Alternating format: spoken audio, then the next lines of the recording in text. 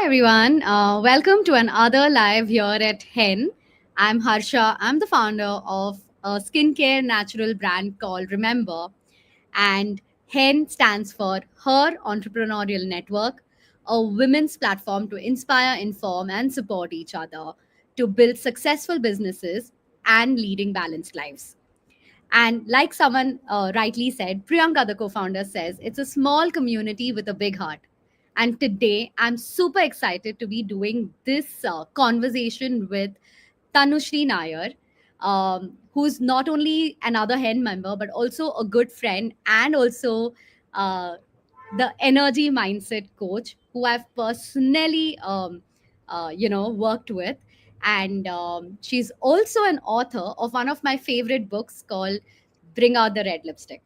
Tanu, thank you so much for joining us today. And I would love to start the session because I think 30 minutes is not enough for me to talk to you. Thank you so much, Harsha, for having me here and also Hen platform. Uh, I have been part of this community for long enough and I really feels like home here. Let's Absolutely. start. Yeah. So without further ado, let me tell a little bit about Tanu before we jump right into the conversation of building the confidence in women that all of us personally also doubt ourselves. So Tanu is basically a renowned uh, energy mindset coach. She's the founder of Simply Mindful Circle. And like I said, she's also helped a lot of professionals and entrepreneurs achieve significant results by optimizing their energy. Now, to understand this further, Tanu, I wanted to understand like what drew you, in helping these entrepreneurs with something like mindset and energy. Like these are words we hear, but what exactly does this entail or what does this mean? Thank you for asking this question, Harsha. I think each of us have a journey that we have taken to reach where we are working today.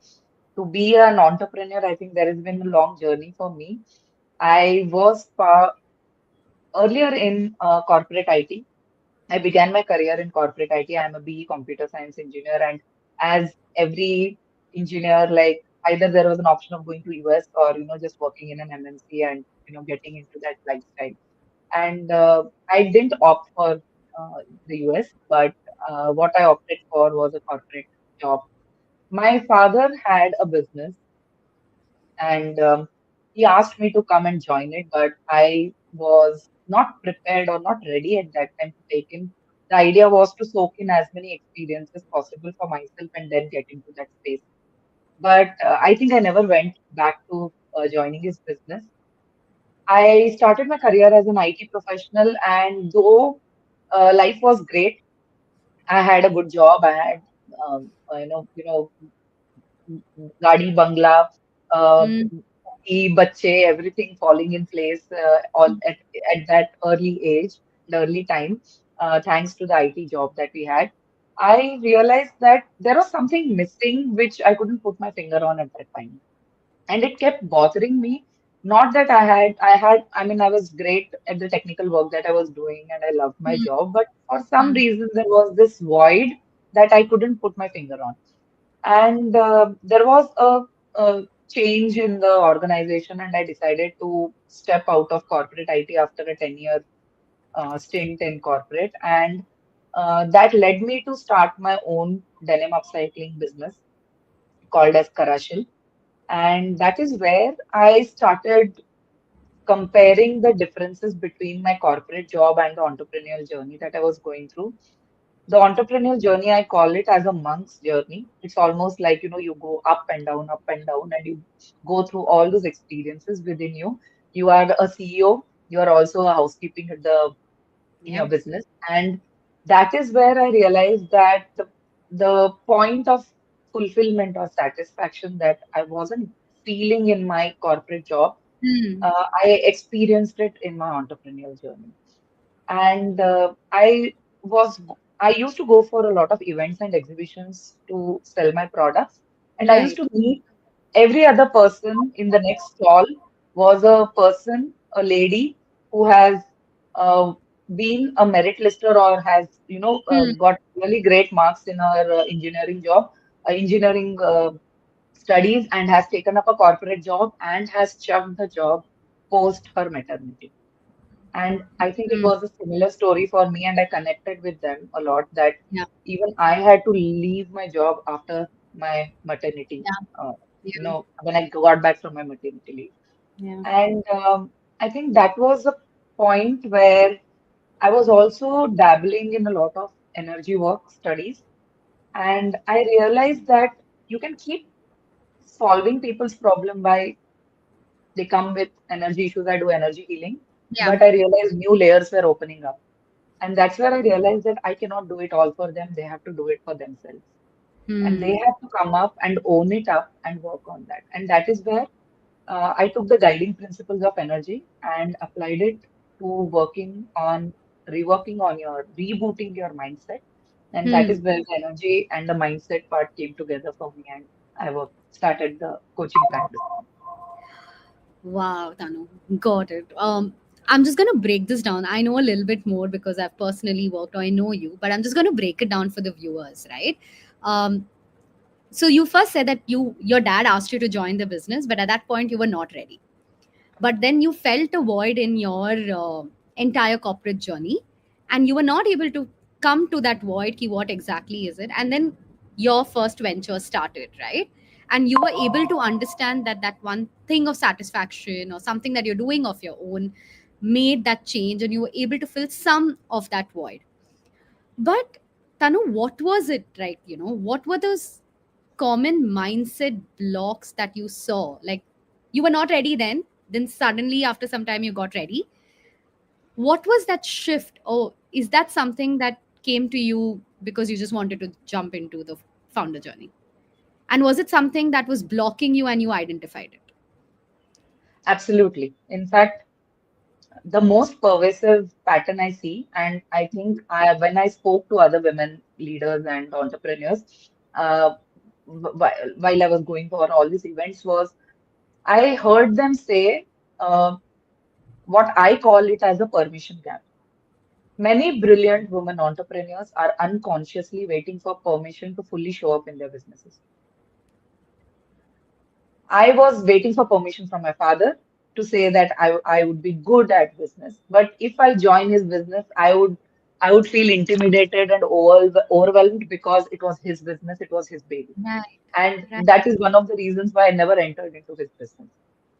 Now, this permission gap or validation that we are looking for, this Yeah. shows up as three things. And there are many more things, but the top three things that comes to my mind is one is a perfection paralysis. Hmm. Feeling like everything must be flawless before launching or scaling, which I think, including me, many women get stuck in the preparation mode. I think I was stuck in it for a long time, long time. Yeah. Yeah. And that kept me thinking that if all the signals are green, then I'll step out of my house.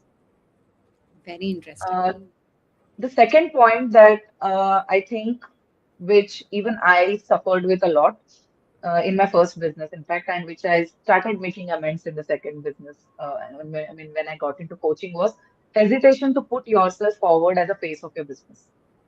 Despite like being the driving force of the business, we don't create that personal brand for ourselves or put ourselves because we want to work in the background all the time. The third thing I realized that went against me, and I think most women would agree, is a tendency to accommodate everyone else's need at the expense of my business priorities. And Yeah. even though I didn't join my dad's business, when I started my own business, I experienced these mindset blocks for myself.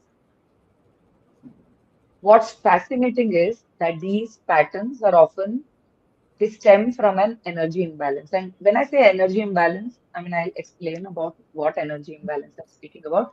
But we over index, so I speak about two energies, masculine, feminine energies. We Yeah. over index on the feminine energy traits like nurturing and seeking harmony without balancing them with our masculine energy qualities like boundaries, directness. And that is where the business suffers. Very, very interesting and very rightly put. Wow.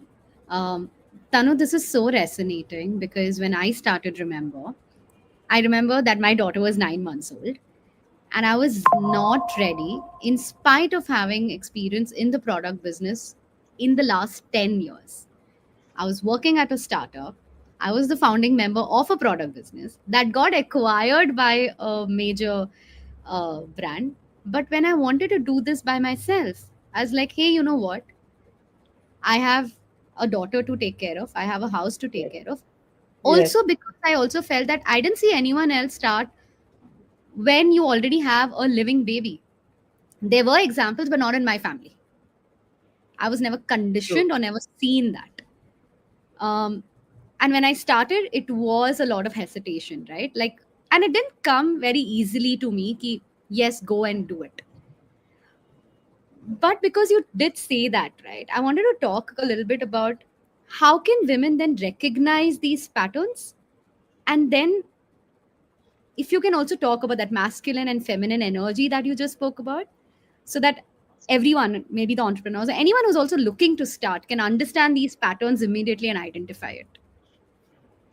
I relate to what you said about, having a child and having to work in your business because when I started my business, my son was 3 years old, and it was super mom's guilt that kept beating me from the back and pulling me from the back. And I always felt like, am I doing anything less for my child, or am I ignoring my child or anything? And this kind of leads to a lot of guilt and shame for women. Hmm. Um, I think the first step, this is my personal quote, the beginning and end of any transformation is self-awareness. The first step is awareness. Yeah. Pay attention to when you feel resistance in your business. For example, if you're perpetually in getting ready to get ready, Yeah. instead of launching, you're constantly calculating whether it is the right time or do I need to wait some more. Or if you're constantly discounting your prices despite delivering exceptional value, means as women entrepreneurs, I've seen most of my coaches come to me and say, I overgive, I give a lot of value. In spite of that, people ask me to discount my prices. Yeah. These are the clues. And I think I'll recommend a very simple but powerful exercise for 1 week. I'm high on journaling. Whenever I have a lot of these kind of thoughts, I open my journal and start writing. I think that has been an antidote for a lot of clarity or the mind brain fogging that I used to have earlier. Because we tend to intellectualize everything in our brain, it's better that you open a journal and start writing down, and you'll start seeing the clues there, and it will help you much faster than you having to organize everything in your Yeah. brain. Yeah. So, this is a simple exercise. Document every time you say sorry when no apology was necessary, Wow. or when Okay. you minimize your achievements. If you keep a log of how many times you have said sorry in your head or verbally to somebody, you will see that you are always putting yourself back. Yeah. And when you see this energy log after a week, you will notice these patterns in real time. In the sense, what happens at the brain level or in the science level is it will activate. There's a part in our brain called as a reticular activating system. When you That, start documenting this, it will start activating that reticular activating system called as RAS, to notice these patterns when it happens in real time. When you next time when you say sorry, it will start activating and saying, "Hey, hello, you said sorry." So that wow. is one way, in simple way, in which you can create awareness about the habits that you have. I still remember this, Tanu.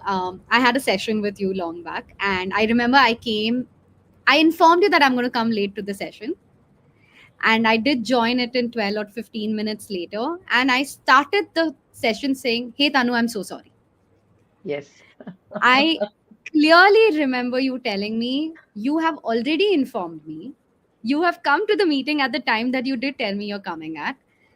And I started the energy by saying, hey, I'm sorry. And then we started the session, right? And you told me, Harshad, how that change in energy happens as soon as you're apologizing for something that you have not done. True. Tanu, that stayed with me till today. I mean, it's been some time, I think 8, 9 months now, but and I also now I take away from what you're saying, like start documenting how many times have you actually been doing it, and awareness is what you got there, for me at least. So I'm very grateful that you did that, but I'm also glad that you've opened this to the viewers here so that they also understand, especially as women, how many times do we actually end up Yes. saying sorry. And it is considered a norm. Like there are so many biases that we hold because of a lot of social conditioning that we feel that this is a norm. Saying sorry is a norm. Yeah, And every absolutely. time you say a sorry, you are hitting your energy and going down rather than going up. Yeah, that's absolutely right. I mean, I still hold it. I now go to meetings more confidently just because I changed that one little thing of not starting the meeting with the word sorry because I'm not sorry. True. um, And what will happen? It's okay. It's human. Sometimes, most times you're on time and sometimes you get late, or there is some technical issues or something happening. It did not start with a sorry. You can say thank you. And this is what I had told you, and I remember this, and I yeah. want to tell this here. You can begin by saying thank you for waiting for me. It Yes. thinks that is more gratitude than feeling guilt and shame and saying sorry, sorry, sorry, sorry. I don't, sorry, you had to wait for me. Instead, Yeah. thank you. You start feeling good, and the other person starts feeling acknowledged that she knows that I waited for her. Absolutely. Absolutely. Since Tanu, we are talking about this and we've now kind of gone to the entrepreneurial journey or business women, right? Like, let's talk about the external factors also, right? Like, how does this entire social conditioning also sometimes specifically impact women entrepreneurs? Like I did say that I never saw women work. It is a conditioning that I was aware of, but I'm sure in your journey working with entrepreneurs, how do these external factors really impact women? Big time, big time. And I'm not saying just for Indian subcontinent. Most Asians and in fact even the Western world, women working in the spaces that they're working, yes, there is a little more freedom maybe in the Western counterparts, but when you go to the source or the root level, you'll find the same problems affecting even your Western women entrepreneurs or in the Asian subcontinent. Hmm, The interesting. cultural context creates unique challenges. Because we are born and brought up, we are some more like, you know what is happening here in a Punjabi household or a Gujarati household or a Yeah. Sindhi household or a Maharashtrian household or a Kannadiga household. Um, but these are common issues which I have kind of observed. The first thing is prioritizing harmony over self-advocacy. It makes it you every time you have to do something for yourself, you want to see that everyone else is comfortable or not, and then I will talk about my needs. And the Indeed. same personal journey enters into your business, and you find it difficult to negotiate or assert your business needs. Whether it is with your vendors, whether it is with your colleagues, Yeah. with your co-founders, or whether it is with your clients, you find it difficult to negotiate and assert those needs because you feel that, it's okay, I can kind of adjust and wait till this happens, and then I will put my point through. Very interesting. That is point one. Second point is seeking approval before action. Every time we look out for validation rather than seeking validation within. This leads to hesitation in decisive business moves. When there is a crucial or a critical business move, we don't feel as assertive or as grounded to take that decision because we feel having a discussion with 10 people will help us arrive at that decision. The third point, uh, I think most women will relate to this, shouldering the mental load at home. The micromanagement of the house and the macro management, even though your husband is supportive, your spouse is supportive, your partner is supportive, there is a kind of cultural conditioning that has made women think that the mental load at home is purely 100% their Yeah. own responsibility. And Hmm. even though the spouse is trying to help, we don't delegate. We are not ready to share that. I have seen both ways where women are made to shoulder the mental load, but there is also a increasing breed or species of men who are actually ready to share, but women are unable to give it to them. Yeah. And this is a major energy leak that I say. This is a major energy drainer that affects because what you carry from your house is not, you're not going to set it aside because you're going to take a business decision. You carry it, and above that, you're going to put up a business decision or to work at your business. And that is where women start feeling overwhelmed. Yeah. I know one client who said, it feels like I'm running a business with invisible weights attached to my legs. Every time it keeps pulling me down, Wow. and I feel like I'm trying to come to the surface. And these cultural expectations don't just affect how others see us, they are internalized so much within us that affects our personal and business decisions. Very true. Very true, Tanu. I think the last point that you said, at least in the urban cities and more so even in other tier cities, right? We've seen men actually now be aware and try to help. But are we ready today? And are To we give it. identifying that awareness in ourselves to delegate and let them do it their way also? True. Right? True. So I think And that's we a have an opinion about everything that has to be done in a certain way. yeah, And that kind of brings down the confidence of the men also who are trying to share responsibilities to see whether, they also get a doubt. Now we are already in doubt and we put that doubt in, in the spouse's head also that whether they are doing it right now. absolutely. I think because now we're talking about doubt, that comes to like for me immediately, it's like, self doubt seems universal, especially for women entrepreneurs, right? So, what according to you, Tanu, how can we transform this into decisive leadership or even like for business needs? Because self doubt is one of the things that women entrepreneurs normally like. I can say as well, I constantly keep doubting. So, if you could just throw some light on that and talk to us about that. Sure. So I think these expectations that we hold are very high Ah, benchmark for even for us to reach, honestly. And when we hold such expectations, it's not about being reasonable or unreasonable about these expectations, it's just some biases that we are holding, which causes self-doubt, which causes us to have that high expectation that we have to be flawless. We see this in pricing decisions, where women consistently undercharge due to their worthiness questions that they have for themselves. correct. This is one of the self-doubts that I have seen. We see it in hesitation in growth, where expanding might mean less availability for family. And that is when the question comes whether I should be available for family or for my business. We also see it in networking approaches, and I think you have to also tell me about this, and I think Ruchi will also agree. Women are reluctant to claim expert status or ask for high-level introductions. That can actually drive our business. That We feel is that I'm still not an expert and I'm getting there. We try to be very humble and modest about it. And then we don't ask those high level introductions that can actually push our business. Now, from an energy perspective, this doesn't help us to be flexible. This actually puts us into rigid energy patterns. You hmm, asked me about what is the masculine feminine energy that I yeah, was speaking about, and yeah.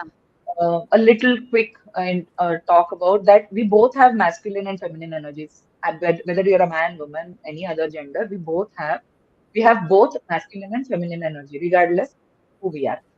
Now, feminine in tantric philosophy, it's called Shiva Shakti energy. If you have seen Ardhanarishwar picture, it is a depiction of half Shiva, half Shakti, Yes. means there is a masculine and an energy, feminine energy flowing through us. Feminine energy embodies qualities like intuition, receptivity, collaboration, and flow, creativity. I mean, they are like basic Wow. nurturing energies that we have. The masculine energy represents structure, action, linearity, organization, boundaries, and focus. Hmm. So do you Hmm. think we can minus any one of them and use only the masculine energies? As No. we act and focus and build that structure, we also need the intuitive power, the receptivity to receive the grace of what we are doing. Correct. Yeah. And women entrepreneurs sometimes get into the feminine energy quality. It comes very naturally to them, and hence they struggle with the masculine aspects needed for business success, like setting firm boundaries, direct communication, Right. negotiation, strategic planning. And the key Yeah. is not choosing one over other, but finding the right balance for each situation. For example, you might need to access your masculine energy when negotiating contracts, but you can tap into your feminine energy while building customer relationships, when you're building your team. Problem arises when we are stuck in one mode, regardless of what the situation is calling for. Maybe you need to be more direct, but we are trying to be, yeah, yeah, we'll see, I will accommodate, I will see, I'll get that.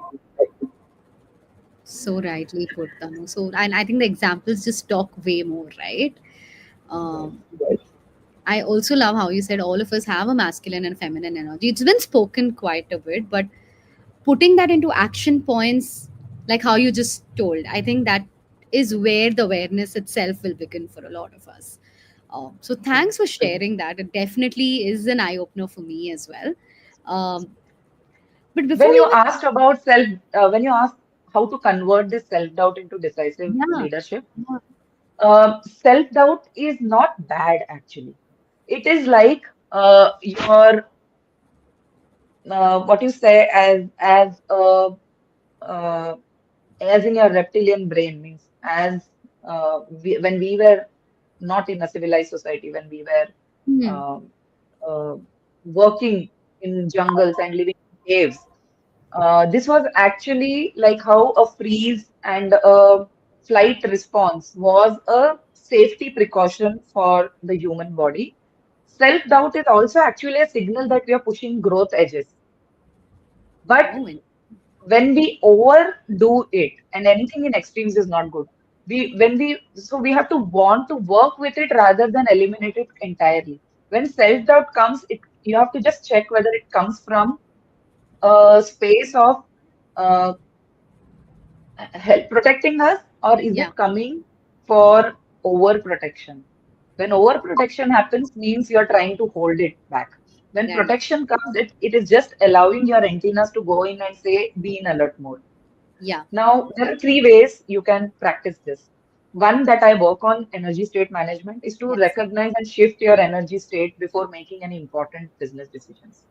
right. Second, I would say identity expansion. What do you mean by identity expansion is your results will not exceed your self-worth. So you have to consciously evolve your concept about yourself to match your business vision. I can will share a small Just technique example. how to do it. Yeah. And you can say that, so when you get up in the morning, so there are Hmm. many mirror exercises which are very popular. Louis Hay's mirror exercises. You can pick up one of those exercises, look into the mirror, look into your eyes, say, I love you. Today I'm going to conquer the world. Just a simple thing. Today Wow. I'm going to conquer the world. And whatever comes today, I'm going to go through ease and joy. Okay. And just begin saying that every day, looking into your eyes in the mirror, and you see the shift of how you come across to people through the day. Oh, wow. Okay. It's a simple commitment to yourself when you begin the day. You begin the day with yourself. That's a very big takeaway. Begin the day And the with third yourself. one, yes. Hmm. And the Yes. third one I'll say is evidence anchoring, what I call as evidence anchoring. You have done it all. It's not that you never had confidence in your life. You have to create those tangible reminders of your capabilities and past successes. You have to remind yourself that I have done this earlier. Maybe the situation and the things were different, but it is not impossible. I am possible. I can do it today. I just have to remind myself what were my past successes and how I Oh, overcame that's the failures or the challenges that went through. Tanu, because you told me this is something that I also would like to share. Like, this is something I started in February, not even January of this year. Is when I did something good, when I anything, whether it's business wise, as a mom, as a wife, anything. If I did something good, I would put that in a jar. A lot of people started in the beginning of the year. I wanted to deliberately start it in February. Every time I feel there's a pushback or there's something that I'm not able to do, I'm self doubting myself that, hey, Harsha, you're not able to do this XYZ. I pick up one thing in from that jar that shows me that there was something I did because I wrote it down. Yes. Yes. And that itself as a exercise has really helped me. And I think I got it from you or somewhere in our conversations. But it's really been one of the game changers for me this year. So, I think I put up in a post about putting some nice things, and I think you have converted it into another in a different way. But I love this way what you shared. I told that the days when you want to have a self-care and you know that I'm too tight today, just yeah, make some chits of these things and put it in a jar. And whenever you feel like, what should I do? Instead of binging to Netflix or trying to do something else, I can put my hand into the jar, pick up a chit, and see what is the activity, and I might as well do it rather than remembering everything in my head. And I like the take that you did that I put my successes in the jar and I yeah. remind myself by picking up that successes at the time Every when I time I'm feel in self doubt, I self-doubt. pick It's a it up and wonderful thing. yeah, my energy shifts immediately. So thanks for sharing that, Tanu. And of course, I kind of made it my own because of my DIY stuff that always works in my head. But last, before we let go of you, Tanu, I wanted to understand, like, if any of us, like whoever's listening to this, if they want to work with you, how can they, deep dive and understand much better with what you can, offer to the community? I have done it with Tanu. I have seen a great change, but I would love to hear it from you. Thank you. Um, and you are a great coachee, Harsha. I'm looking for people like this to work who are ready to take it on now. And I know self-doubts and everything will come, but I think have a chat with me. You can book a link, a suitable calendar uh, time from the link. I can share it later. But the first thing, one thing that I mean, I'll tell you three things in which you can reach me. One Yes. thing is you can connect with me on LinkedIn, and I'm active on LinkedIn, or you can mail me at team@tanushreenair.com, TEAM team@tanushreenair.com. I'll be happy to answer your questions. The second is if you can get my book, Bring Out That Red Lipstick, that has a core energy audit, which will help you to understand which energy system are you dominantly operating from, either from masculine or feminine energy system. So that core energy audit, you can take that and then you can book a call with me if you want. The third thing is I offer a 6 month inner leadership program. It's a signature program which took time for me to build after all the self-doubt journey that I had. And it is called the Conscious Energy Leadership Program. It helps women entrepreneurs identify their specific energy imbalances and create personalized strategies for unshakable confidence. So, like I say that self-doubt is not bad. The powerful shift happens when women understand that confidence isn't about feeling certain. It is not about predictability. It's about willing to move forward despite Yeah. uncertainty. Yeah. And that is where I can support you. I'm not using the word help for a particular reason. I'm using the word support because we don't need help. We know what it is. My support is to enable that knowing within you and to Yeah. take you forward in your journey. And the Conscious Energy Leadership Program is a 6 month journey where we have a beautiful group energy and an individual energy that we both bring together. And it has brought in a lot of change for me personally. It has been a win-win, not just for my coaches who are there, and it has brought a lot of win-wins for me too. And I would like to see if you are interested to know more about it. You can write to me at Yeah. team@tanushreenair.com or connect with me on LinkedIn. Simple. Thank you so much, Tanu. And I just want to end with what Sapna actually did tell us. She did say that before she even opens her eyes, she visualizes herself as a happy person, even for 15 seconds before actually waking up. And I think that's exactly what Tanu wants.